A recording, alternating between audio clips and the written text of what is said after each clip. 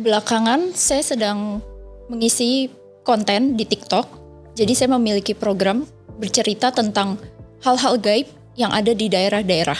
The Holy Riana's AGT audition received 84 million views. What cameras, however, did not capture was darker. While she performed on quarterfinals, the screen went totally black. Crew members whispered rumors of mysterious accidents and equipment malfunctioning near her. Some wouldn't go into rooms where she was rehearsing. Then in 2023, her world came crashing down when the person who was the last one to call her by her actual name passed away. She completely broke down and disappeared from public life.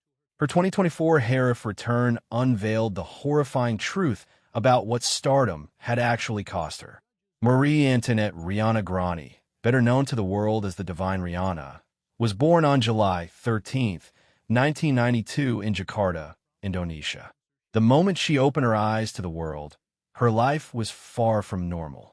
Her father, Christian Leonardo, was far from being an ordinary magician. He was an expert at illusions of the mind. His magic wasn't applause-inducing. It was about making people uneasy, wondering what was real. Brianna became accustomed to him, transforming ordinary rooms into areas where shadows appeared to move on their own and silence hung in the air like something tangible. Reality and illusion mixed every day around her. Jakarta, with its rich mystic traditions and ghost tales, only added to this odd realm. By the time she made her first television appearance, she had become a ghost tale. She had a spooky fusion of Indonesian mythology, her father's black magic, and psychological deception in her fashion. In 2019, a horror movie titled The Sacred Riana started imagining a fictional childhood as eerie as it was real.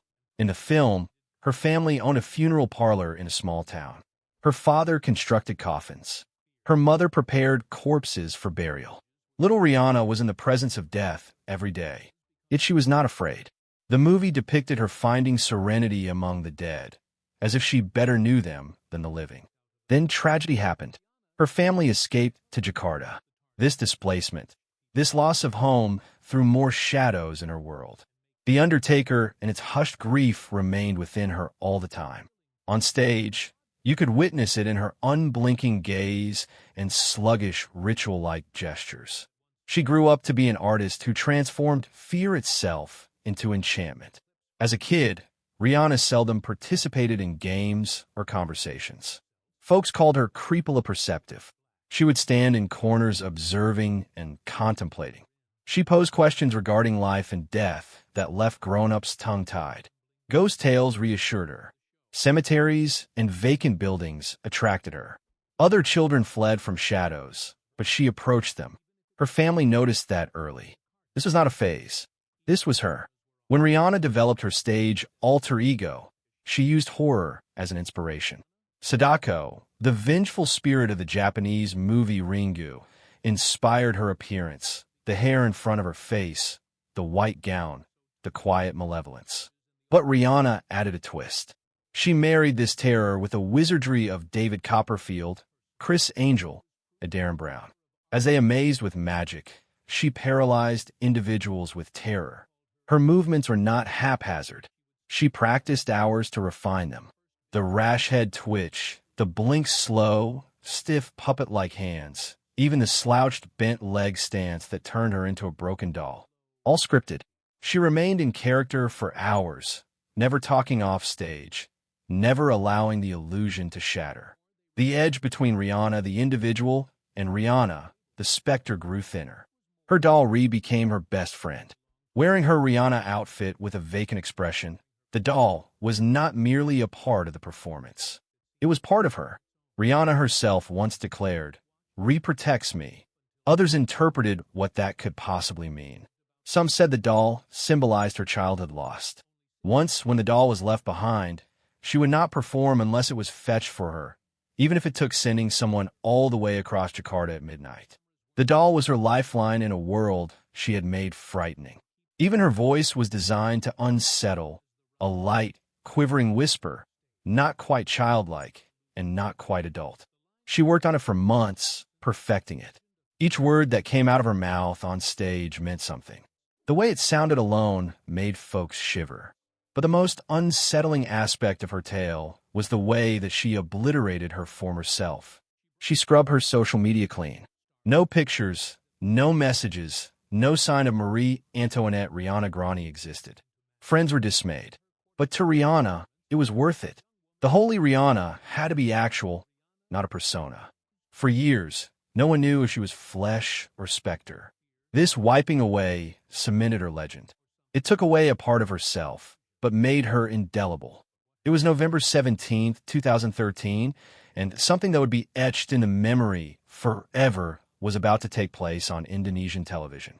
A girl named Marie Antoinette Riana Grani walked onto the floor of a magic competition show named The Next Mentalist.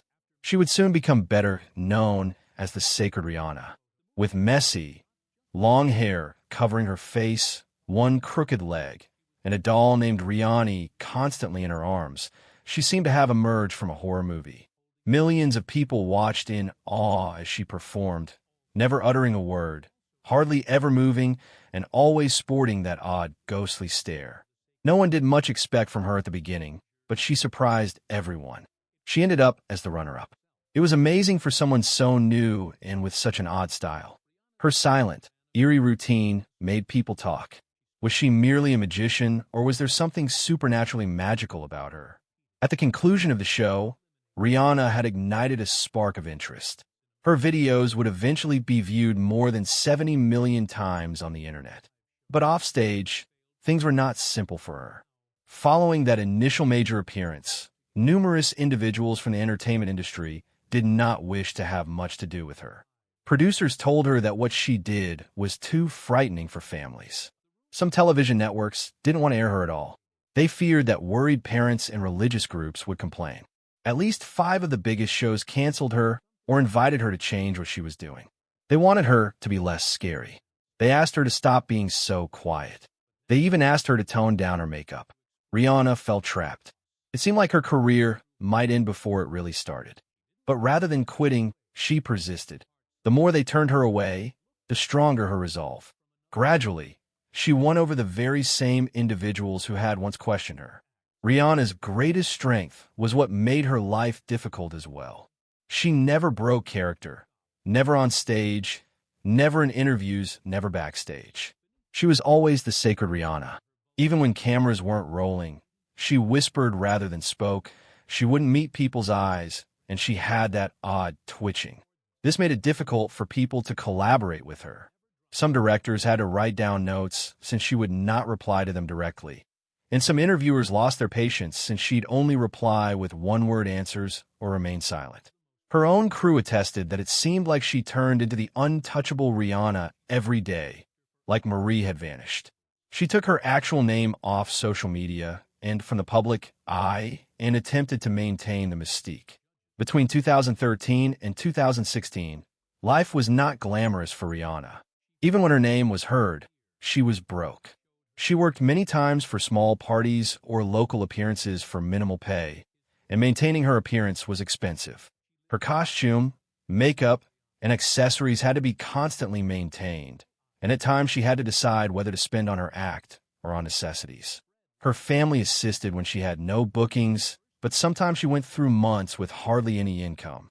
The Indonesian magic show did not have much pay, and she would not modify her routine to access better opportunities. She thought being true to herself would eventually pay dividends.